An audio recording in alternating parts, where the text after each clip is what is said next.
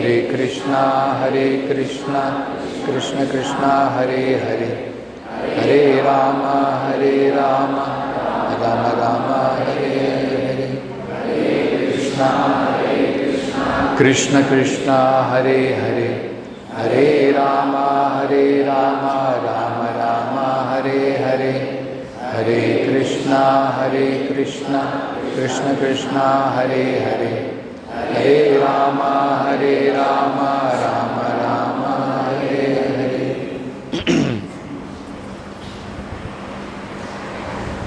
तो यहाँ पर माता देवहूति के बड़े महत्वपूर्ण गुणों का वर्णन है। माता देवहूति, उन्होंने जो यहाँ पर उदाहरण प्रकट किया है, एक आदर्श पत्नी का है, एन आइडियल वाइफ। और इसी प्रकार से कर्दम मुनि एक आदर्श पति है, he is an ideal husband.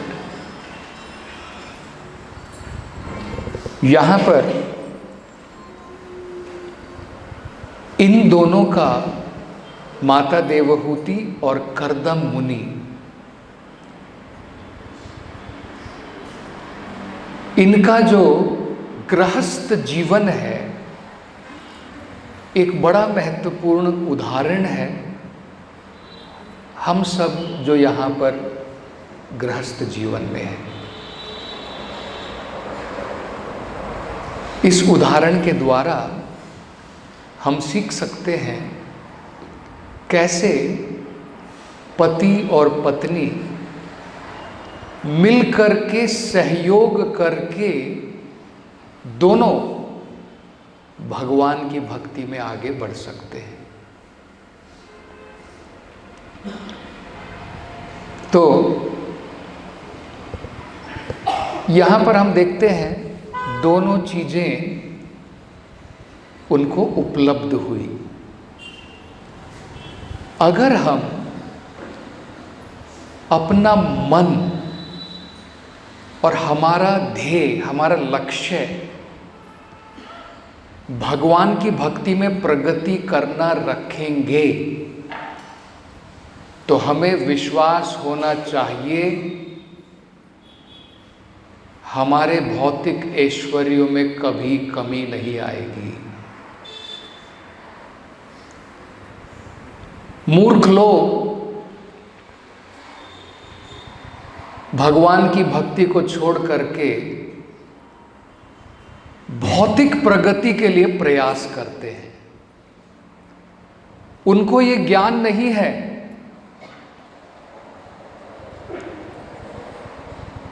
कि भौतिक ऐश्वर्य, भौतिक सुख समृद्धि, संपन्नता, ये सब हमारे पुराने कर्मों के द्वारा प्राप्त होती है, हमारे प्रयास के द्वारा नहीं। अगर प्रयास के द्वारा होता तो आज सभी लोग टाटा बिरला बन गए होते। लोग कम प्रयास थोड़ी करते हैं।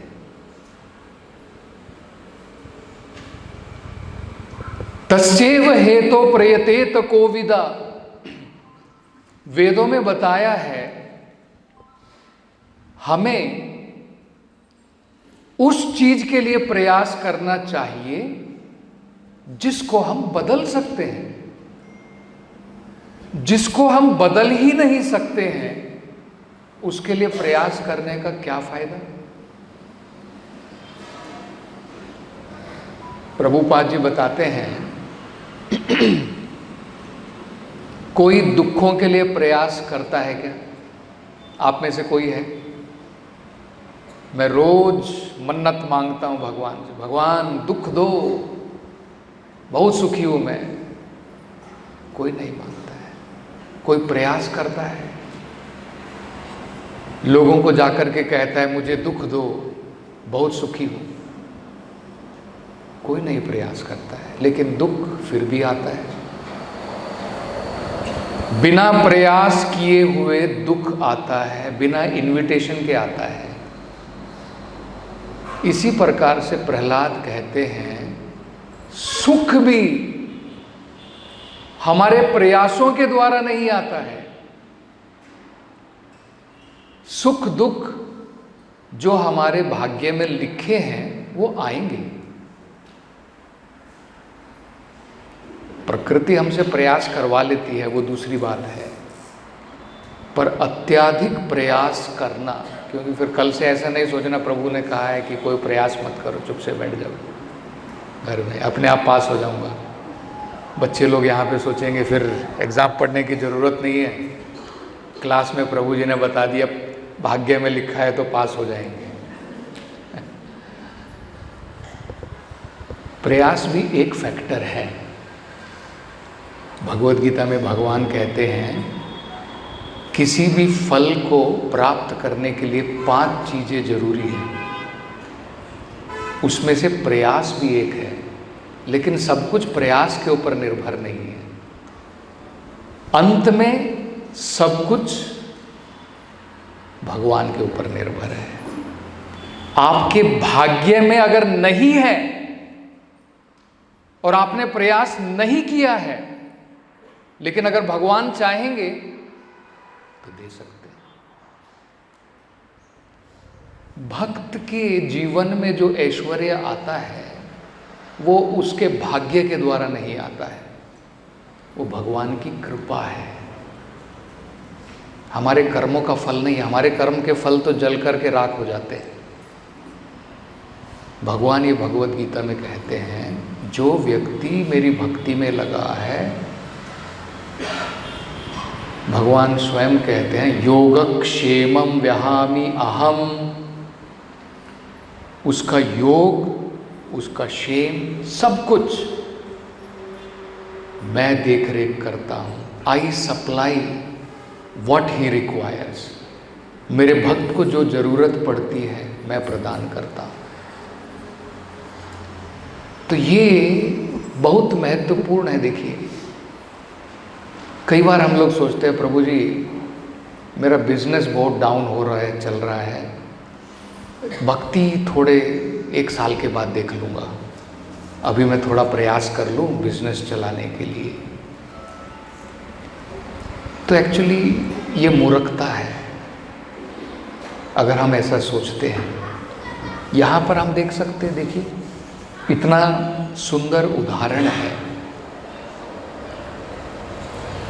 माता देवहूति ने अपने सारे ऐश्वर्य छोड़ करके भगवान की भक्ति में प्रयास किया, अपने शरीर को पूर्ण रूप से नेग्लेक्ट किया, अपनी सुंदरता के ऊपर भी ध्यान नहीं दिया, अपने बालों के ऊपर भी ध्यान नहीं दिया। लेकिन कल से फिर माता जी लोग ऐसा मत सोचो कि हमें भी बाल बनाने की ज़रूरत नहीं है, हमें नकल नहीं करनी। उस प्रकार की तपस्या उस समय की थी। कलयुग में तपस्या ये नहीं है कि तुम स्नान मत करो, बाल मत बनाओ, वो तपस्या नहीं है। कलयुग में तपस्या है सवेरे जल्दी उठो, ब्रह्म मुहूर्त समय में भगवान की मंगलारती अटेंड करो, भगवान के नाम का जप करो, ये कलयुग की तपस्या है। तो अगर हम ये समझ लें कि किस प्रकार से अगर हम आध्यात्मिकता में प्रयास करेंगे, भगवान की कृपा से भौतिक सुख सुविधाओं की कोई कमी नहीं रहेगी। यहाँ पर स्पष्ट उदाहरण हम देख सकते हैं। कर्दम मुनि एक योगी की भांति, उनके पास में सब प्रकार की शक्तियां थी। अगर वे चाहते एक राजा की भांति रह सकते थे, लेकिन भगवान का भक्त जो है वो भौतिक सुख समृद्धियों के पीछे भागता नहीं है। लेकिन भगवान की कृपा से अगर उसे प्राप्त होता है तो उसका सदुपयोग करता है। तो यहां पर हम देख सकते हैं माता देवहूति ने अनेकों साल तक तपस्या की, अपने शरीर की भी देख रेख नहीं की, एकाग्र होकर के भगवान की भक्ति में बढ़ने के लिए प्रयास किया, और फल देखिए। अब आप यहां पर फल देख सकते हैं, दोनों प्राप्त हुआ। आध्यात्मिकता प्रगति प्राप्त हुई और भगवान की कृपा से उनके पति के आशीर्वाद से अब माता देवहूति को सारे भौतिक सुखों की भी प्राप्ति होगी। तो अब आप विचार कीजिए, क्या बेटर है, भगवान की भक्ति में प्रयास करना या भौतिकतावाद में बढ़ोतरी करने के लिए, प्रगति करने के लिए प्रयास करना? क्योंकि वो तो आपके कर्म के ऊपर डिपेंडेंट है। अगर कर्म में है, आप प्रयास करेंगे तो मिलेगा। कर्म में नहीं है, कितना भी प्रयास कर लेंगे नहीं मिलेगा।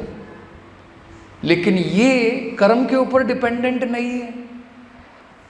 आप भगवान की सेवा में अगर कुछ तपस्या करते हैं, जैसे माता देवहूति और कर्दम मुनि ने की, तो आध्यात्मिक प्रगति तो होगी ही, साथ साथ में भगवान के आशीर्वाद के द्वारा भौतिक वस्तुओं की, भौतिक सुख समृद्धि की कोई कमी नहीं रहेगी हमारे जीवन में। ये हमें समझना चाहिए। इसलिए अगर कोई भक्त ऐसा सोचता है, प्रभु मेरा बिजनेस डाउन चल रहा है, 1 साल के लिए भक्ति नहीं करूंगा, 1 साल के बाद देखूंगा, उसकी गलत अंडरस्टैंडिंग है। जो एक सहारा भगवान का है, क्योंकि फाइनल देने वाला तो वही है, जो देवताओं के थ्रू भी मिलने वाला है, वो भी सैंक्शन करने वाला भगवान ही है। इसलिए तो भगवत गीता में जो देवताओं की उपासना में लगे रहते हैं, उनको अल्प बुद्धि वाला कहा गया है। क्यों? क्योंकि उनको ज्ञान नहीं। पहला तो ये, देवताओं से जो प्राप्त होगा टेम्परेरी है। पहले उनको ये ज्ञान ही नहीं कि वो सब टेम्परेरी है। क्या मिलेगा? स्वर्ग लोक को भी चला गया तो क्या मिलेगा?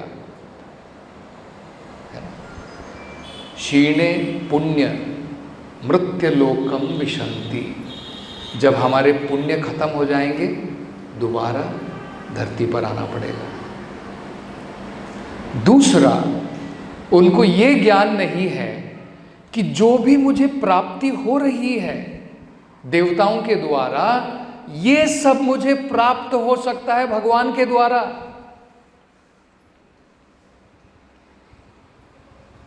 क्योंकि जो देवतागण देने वाले हैं, वो बिना भगवान के सैंक्शन के नहीं दे पाएंगे। मैं किसी देवता को प्रसन्न करता हूं तो देवता के पास में वो कैपेसिटी नहीं है, वो क्षमता नहीं है कि आपको कुछ प्रदान कर सके। भगवान देवता को प्रदान करते हैं, देवता आपको प्रदान करते हैं। लेकिन डिफरेंस क्या रहता है? देवताओं की उपासना करने से टेम्परेरी फल मिलेगा और भौतिक बंधन मिलेगा संसार में। भगवान की उपासना करने से जिस भौतिक फल की इच्छा के पीछे हम भाग रहे थे वो भी मिल जाएगा और हमारी इच्छा भी शुद्ध हो जाएगी। ध्रुव महाराज, उन्होंने भगवान की उपासना की। वो शुद्ध मन से नहीं गए थे भगवान के पास में कि भगवान आपकी भक्ति करना चाहता हूं। ध्रुव महाराज गए थे एक राज्य लेने के लिए, अपने पिता से भी बड़ा, अपने दादा से भी बड़ा, ब्रह्मा जी से भी बड़ा राज्य प्राप्त करने के लिए गए थे। भगवान ने उनकी इच्छा भी पूरी करने के बाद में ध्रुव महाराज का मन भी शुद्ध हो गया। जब ध्रुव महाराज ने भगवान के दर्शन किए तो पश्चाताप कर रहे हैं कि भगवान मैं कितना मूर्ख हूं, मैंने आपकी उपासना कुछ स्थान की अभिलाषा के लिए की। स्थानाभिलाषी तपसी स्थितो हम त्वाम प्राप्तवान देव मुनिंद्र गुह्यम काचन विचिन्वन अपि दिव्य रत्नम स्वामिन कृतार्थोस्मि वरम न याचे। वो कहते हैं भगवान मैं तो कांच के टुकड़ों के पीछे भाग रहा था, आपने तो मुझे दिव्य रत्न दे दिया, अब कांच के टुकड़े मुझे क्यों चाहिए। लेकिन वो पश्चाताप करते हैं, मतलब उनकी सारी आशाएं भी, भौतिक इच्छाएं सब शुद्ध भी हो गई। तो ये हमें समझना है, सबसे पहला इंपॉर्टेंट चीज है। तो यहां पर एक और जो बहुत सुंदर प्रसंग इस श्लोक से हम समझ सकते हैं, यहां पर कहा है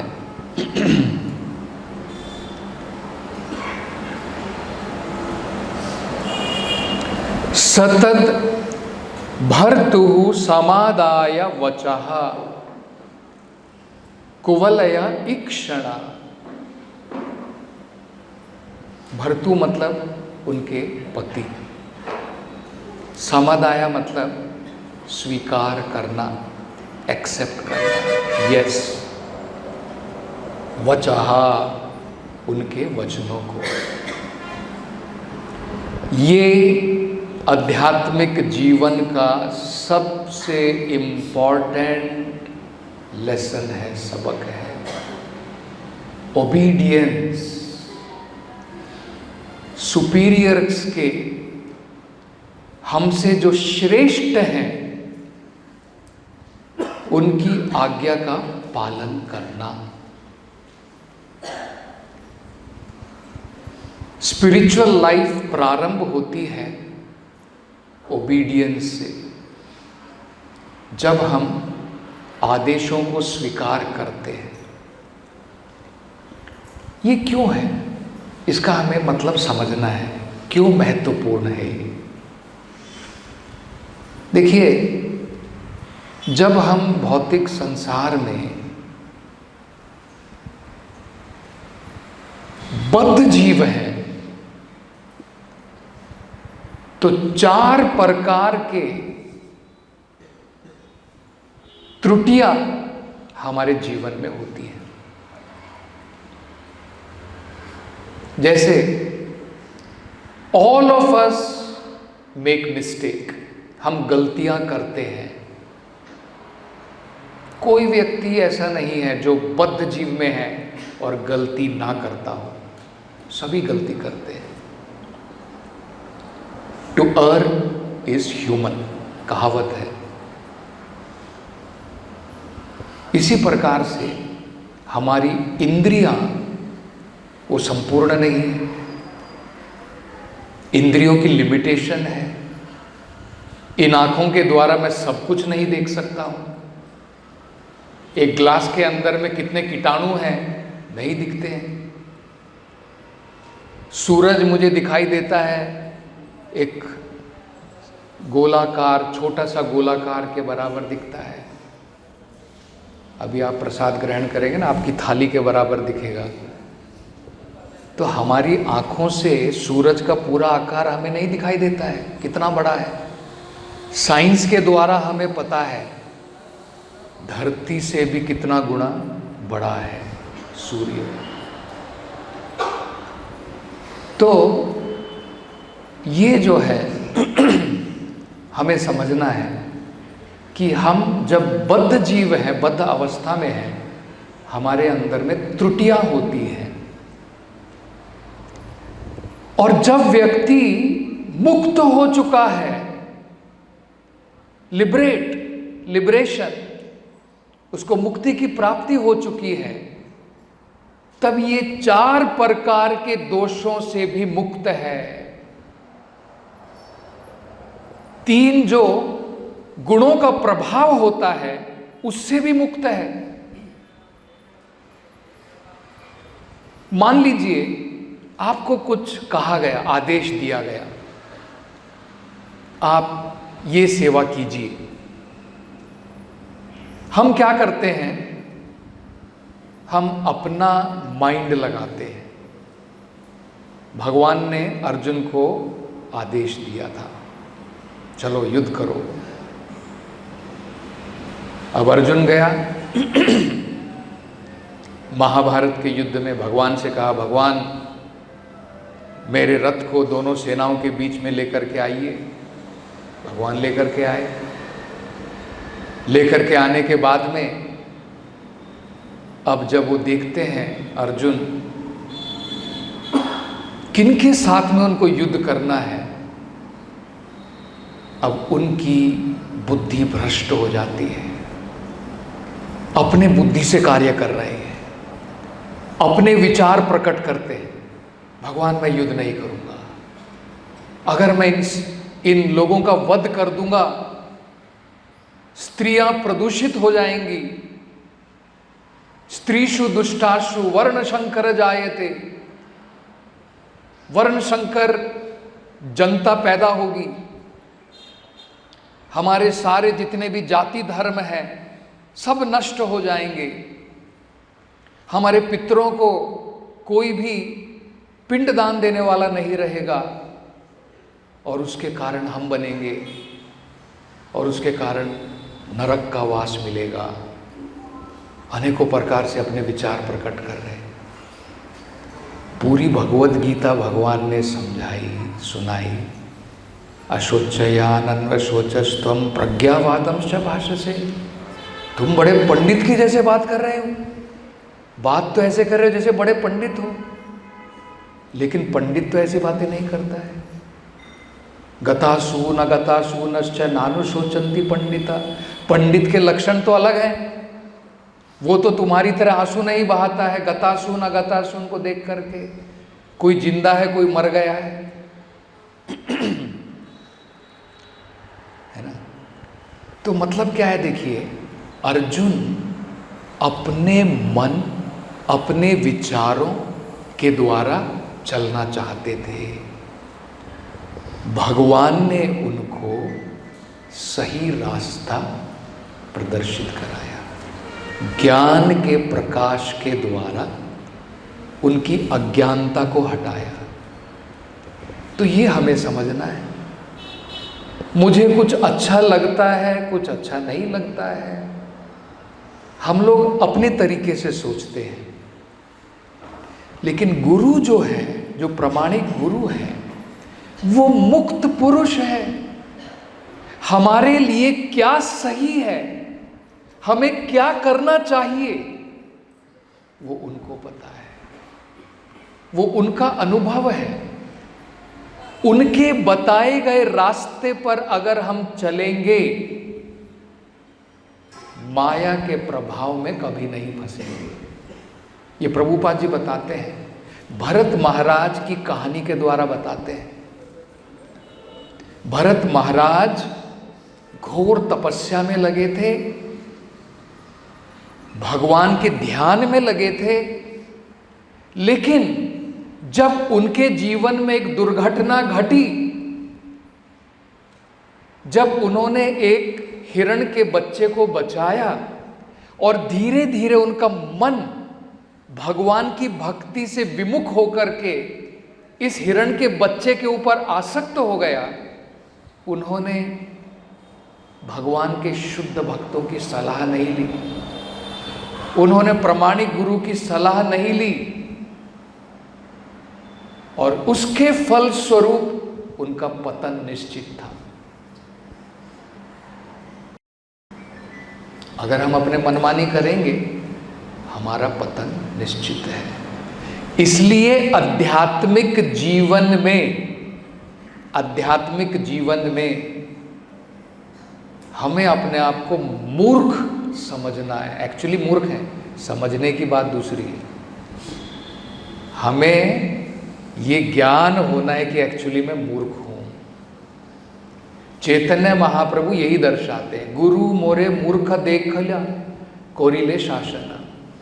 मेरे गुरु ने देखा कि मैं तो मूर्ख हूँ, लेकिन मैं वेदांत पढ़ने में लगा हूँ। गुरु ने कहा स्टॉप, वेदांत वगैरह मत पढ़ो, ये तुम्हारे काम की चीज़ नहीं है, you will not be able to understand. मैं जो कहता हूँ वो करो, बस भगवान के नाम का जप करो।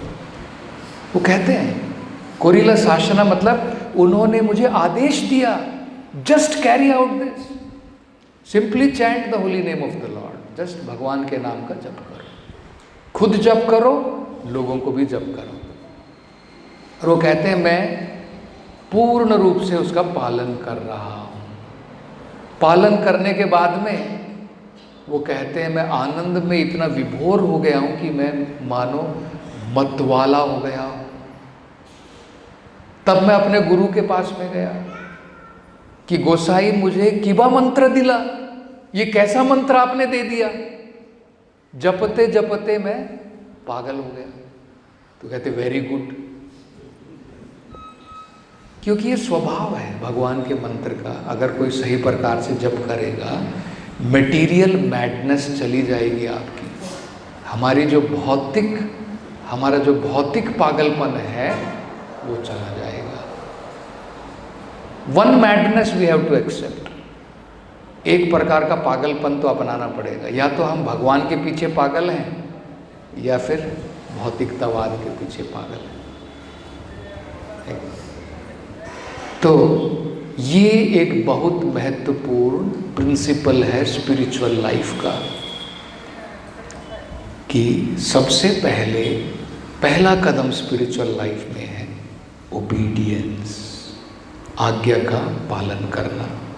वो अगर हम नहीं सीखते हैं, आप सारे वेद पढ़ लो, आप पूरी भागवतम क्यों ना पढ़ लो, लेकिन हम भगवान की भक्ति में प्रगति नहीं कर पाएंगे। यहाँ पर हम देख सकते हैं, भौतिक तरीके से देखा जाए तो कर्दम मुनि और देवहूति, कहाँ भौतिक ऐश्वर्य देवहूति स्वयंभू मनु का है और कहाँ कर्दम मुनि है, एक कुटिया में रहने वाले। लेकिन उन्हें पता है कि आध्यात्मिकता में ये सुपीरियर है, ये श्रेष्ठ है। तो ये हमें समझना है। जब हम भौतिक संसार में आदान प्रदान करते हैं, इन चीज़ों का हमें ध्यान रखना चाहिए। 4 चीज़ें बहुत महत्वपूर्ण हैं।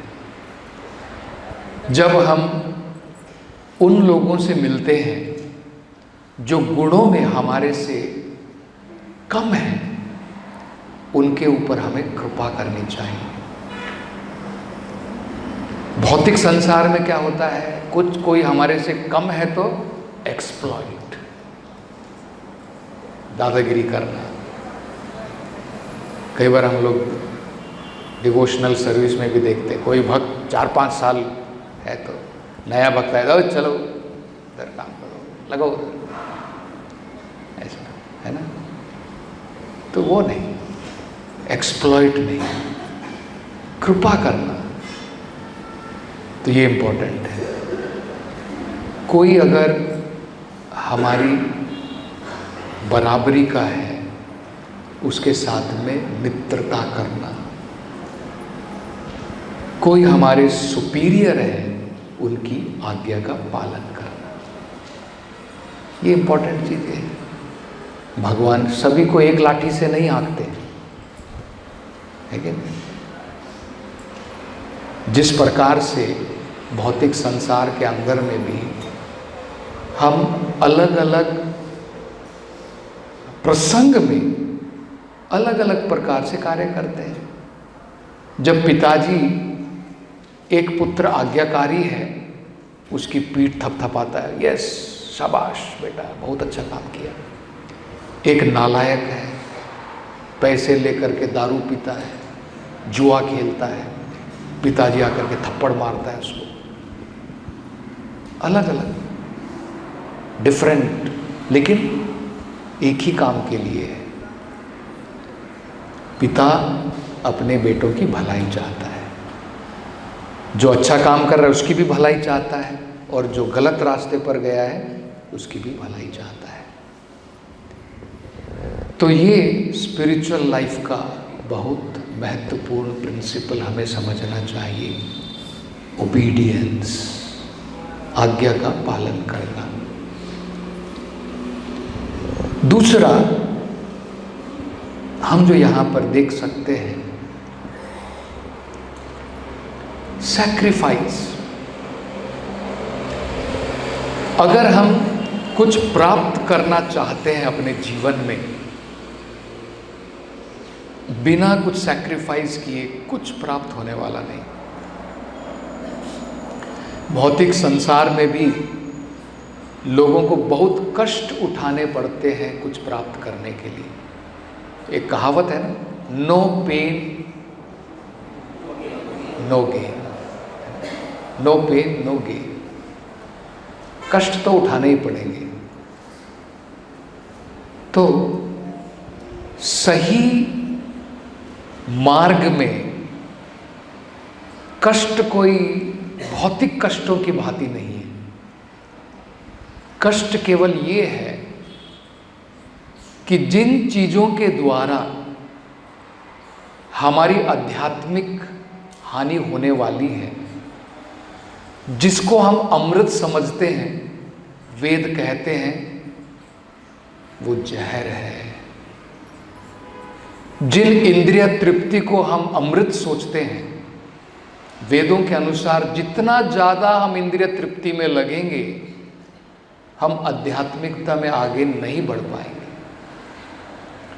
तो क्या हम रेडी हैं सैक्रिफाइस करने के लिए? माता देवहूति को जो आज प्राप्त होने वाला है, जो उनको प्राप्त हुआ है, वो ऐसे ही नहीं हो गया कि घर में बस बैठ गई और सोचे कि अपने आप आ जाएगा, भगवान की कृपा आ जाएगी, ऊपर से टपकेगी।